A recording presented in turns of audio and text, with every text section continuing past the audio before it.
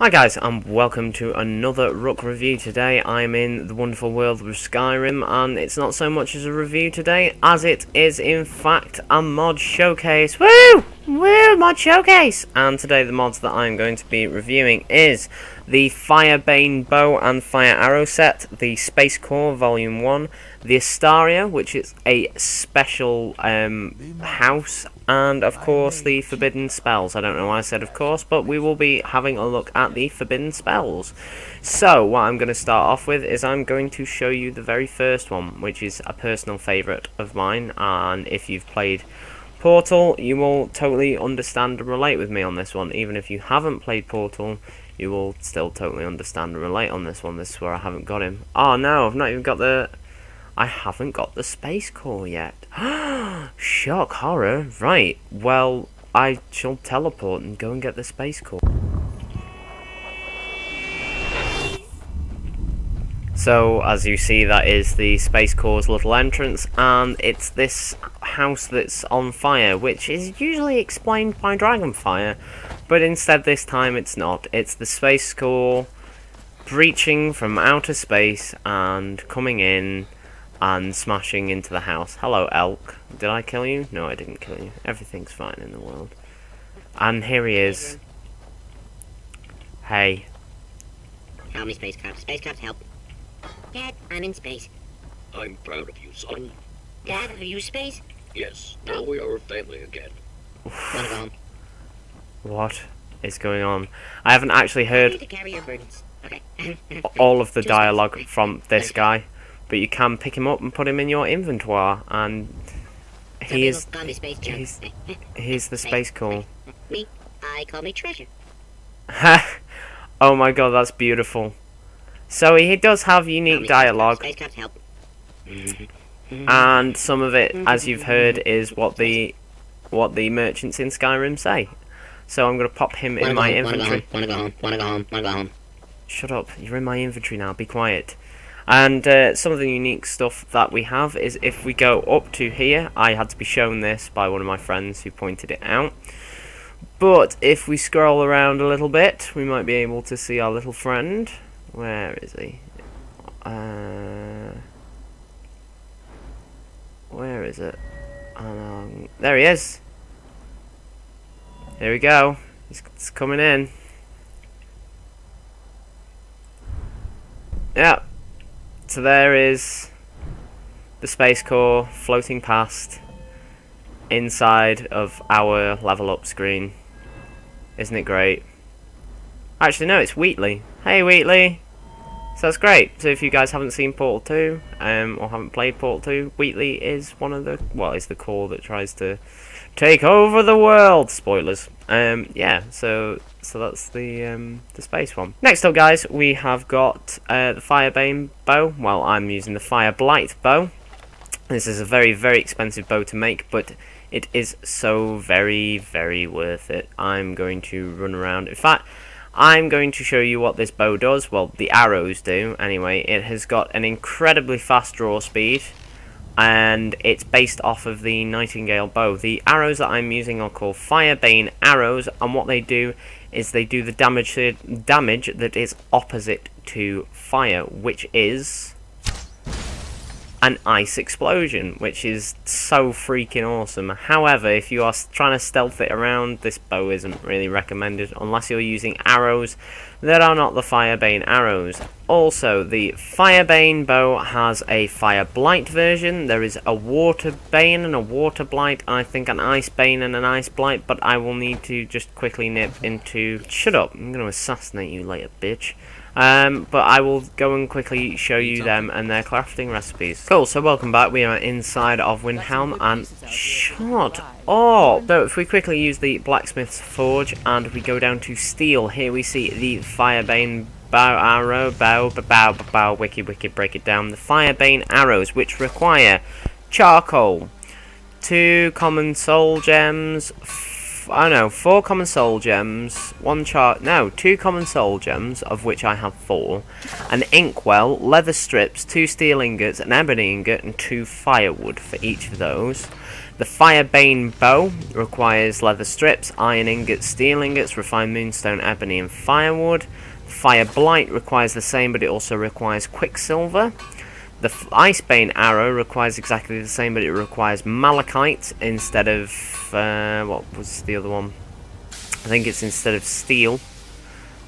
No, it requires malachite instead of an inkwell, it looks like. Then there's the Icebane Bow, which requires exactly the same, just more leather and ebony. Then there's the Ice Blight, the Longclaw, which is another mod. Waterbane, which gives off electrical damage as far as I know, requires pretty much the same but Corundrum. And that would mean that this requires Corundrum as well. Yeah, so the bows require Corundrum. Each of the upgraded versions of the bow, it would appear, also need a quicksilver ingot. So that's all that makes them a little bit better. Also, the decals on it, like, I think they look really, really pretty. Like, for a bow, these designs are sort of, it's not that they're well thought out, but the colour schemes are very, very, very well made, and they do look incredible. They do look incredibly beautiful. Like the first one's quite mundane, and then they've got like these cool little orange stripes. So good, so good. Also, inkwells. To make an inkwell, you need 1 iron ingot. So inkwells are now craftable. Go figure. So yeah, that's the Firebane and Fire Blight. Now, for the next weapon mod, I'm actually going to have to quickly switch into God mode. I apologise. And now that we are toggled into God mode, we can now basically do what the hell we like. Does it? Yeah, it still gets rid of my arrows, but it just means that I can punch things to death and not worry about it. So, what we'll do is we'll quickly skip across the magic, and we will show you the things that come with it. As alteration comes along, there is water striding, which allows you to, well, walk across water. Spatial distortion, which is a particular favourite of mine actually, and I will show you that in just a second, which is one of the spells. As for destruction magic, there is Cataclysm, Dark Blast, Flare, Intense Lightning, Killer Bees, Light Beam and Mutagen, which all come from it, which I'll explain in a second. There's Summon a Ghostly Steed as well, which summons a ghostly horse for 5 minutes, and it's immortal, and it's so much faster and cooler. It's just awesome. There is no powers, I don't think. No, there is no powers and that kind of stuff, but there we go. So, I will now talk you quickly through the spells and what they do, if I could stop spazzing out with the mouse. Okay, so first up, Spatial Distortion is a disturbance in space that throwbacks and previously paralyzes the target. It is exactly what it says on the tin. It is the most hilarious spell you can ever use in your entire life, because you do it to people and it is a non-hostile spell. So when you fire it at Avicii, she'll just... oh, apparently she does get pissed off with you. Oh, well that's okay then, because she's now about to die, which is all good. I did best you, so give up, please. That'd be great. Well, that was obviously a new update. It's normally non-hostile to people, as long as you don't get seen doing it. So, don't be a jerk and spatial distortion people. Next up is the wonderful Cataclysm, which I don't mind showing you here. It is exactly what it says on the tin. Have you ever wanted the power of Alduin? Well, now you can have the power of Alduin at your fingertips! Yeah, Cataclysm literally does just call down a hailstorm of shit on everything. And it's explosive, and meteors, and it's just, in general, a horrible, horrible spell. You still alive? Ah, so you are. But yeah, so that's Cataclysm. Next up is a Dark Blast that is incredibly powerful as well. I apologise, I would dispel this, but I can't.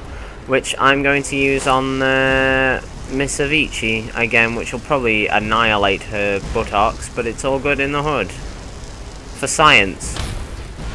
Yeah, so basically it kills and then adds their health to you, and it also captures the soul if there's a soul gem big enough. But there wasn't a soul gem big enough, and oh look, there's a guard over there, so let's do it to him. So you see it just does a hell of a lot of damage. Okay, that's I'd rather die than go to prison. Okay, so next up we'll show you is another destruction spell, which is not Flame Cloak, not an average one, which is Intense Lightning. I love Intense Lightning. It's like that. Actually zap him, that'd be great. There we go. It takes a long time to charge up. Like, I mean a massive time to charge up, but when it hits like a fucking freight train. It is like holy shit the bed kind of thing. It is like kapoo. I am like zapping these bitches. Oh. Sit down. Right, anyway. So that's Intense Lightning. Next up is Killer Bees, which is just one to have a giggle with. So I'll do it with you. No, come here, Sigurd. The bees! So the bees literally is probably... It's not a high damage spell, it sort of acts just like flames, but you've got killer bees like attacking things. I think they do poison damage, although I'm not sure. But they are incredibly strong. And that's highly amusing. But yeah, it looks like little knives. It looks like little angry knives coming from your hands, which is great. Oh, next up we have Light Beam and Mutagen, which I need to discern. That's Mutagen, so we'll show you Light Beam first. This is like awesome because I can just be like, yeah, it's literally just a light beam. It's like firing lasers from your hands. It does double damage to the undead because it's a beam of cleansing and purifying light, but it's incredibly powerful as far as you can see. And it also makes people glow, which I never noticed before. It's like, glow for me. Glow for me. That kind of thing. But yeah, next up and finally is Mutagen. Wow, that was unbelievably powerful. That one, please, because they've at least got some chance. What it does is it hits and then causes a slow, continuous poison damage that gets more and more and more each time that you use it. So you can see this white run guard is just fucked. It just attacks and it just kills and it just does not care. So yeah, I've murdered lots of people. Oh, that makes me feel so awesome. So yeah, this is the Forbidden Magic mod. What I'll do is I'll quickly teleport again back and we'll use the horse and get to Astaria. See you in 2. Brilliant, so we're back at where we began and I will now quickly show you the... Conjuration. God damn, I will show you the Ghostly Steed, which is a master level spell, but I don't know. I wouldn't imagine it's worth it, but I've never really personally used it. Let me use it. Let me use it. There we go. So this is Ghost Horse. As you can see, Ghost Horse is awesome horse. Oh wow, it is actually much faster. And I can strike people down where they stand. It's a much faster horse, as you can see, and of course it's immortal because it's a ghost horse. And who doesn't want a ghost horse? I want a ghost horse. Oh wait, I've already got a ghost horse. You jelly? I'm jelly. This is so cool. This is probably the fastest I've ever wandered through Skyrim. Although it does look quite strange. It's kind of like Wonder Woman's invisible aeroplane. Let's not think too much into that. What happens in... No invisible poo jokes. Anyway, I will see you at the Astaria. So, a short, very short hop away from Falkreath is this beautiful thing right here. You can obviously see the ship poking through the trees, but this is the teleport to the Astaria. The Astaria is found here, just opposite the treehouse. So if you've got both of them installed, it's pretty damn sweet, because you've got one house there and one house there. But I'm going to teleport up to the Astaria, and I'm going to show you it. Wow. And this, ladies and jelly spoons, is the Astaria, which is basically a giant motherfucking floating ship. How awesome is that? Now down... Oh, hello. What's that over there? Is that my treehouse? No, that's the port. That's the treehouse over there. And so that must mean that... Yeah, there it is. There's the teleport down here. So it's just a short-range teleporter. So on the Astaria you have your forge, you have your smelting area, you also have the occasional iron arrow. Why are they about? Weird. You've also got your training area, and it just generally looks really quite pretty from the outside. But I hear you cry, what about everywhere else? Well, I will show you inside now. So inside you've got this grand entrance area, which is... It's just absolutely fucking beautiful straight off. And then if you wander up here, do I have to go through another door? Yeah, if you wander up here, let me just close the door for courtesy's sake. This takes you straight up and to the Astaria bedroom. This is automatically owned by the player, and it is just so well designed. And when I say well designed, I mean it's got running water from a bathroom. How cool is that? It's got a shower, it's got taps, there's just everything you could ever wish for. There's the East Empire Company map, there's your own map of Skyrim, Black Marsh and all that crap. There's also your own bed, and it's just so well made. It's so well designed. It's got a storage chest up here as well. There is occasionally gold around the place if you have a look, and lock boxes and stuff for you to stuff stuff in. That takes me back out to Skyrim. This takes me to the lower deck, and down in the lower decks, although it is fairly loud, this is your enchanting area, and this is your like sweet roll eating area. No, I'm joking. This is your entire enchanting area and your alchemy lab. Now you can hear the glowing of nerd root, and I will show you where that nerd root is. It's right over here in your fucking ingredients cupboard. How cool is this? And it's got every single one of the jarred insects. So you've got torchbug in a jar, dragonfly in a jar, bee in a jar, moth in a jar, and a butterfly in a jar. That's pretty cool. But, ladies and jelly spoons, this is the clincher for me. Your own armory area with everything that you could possibly ever want in your entire life for storage. It's just absolutely beautiful, and it's even got the added touch of what is powering the Astaria to stay flying, and it's just down here. Look at this. It's so well designed, and it's just one of those things that it just oozes work, like really hard work behind it. It's beautiful. This entire ship is beautiful, and I'm so glad that I installed the mod. So what I'm going to do is I'm going to pop out through this door and onto the helm of the Astaria. Now up here is a dining and a relaxing area. Oh, I've not seen this before.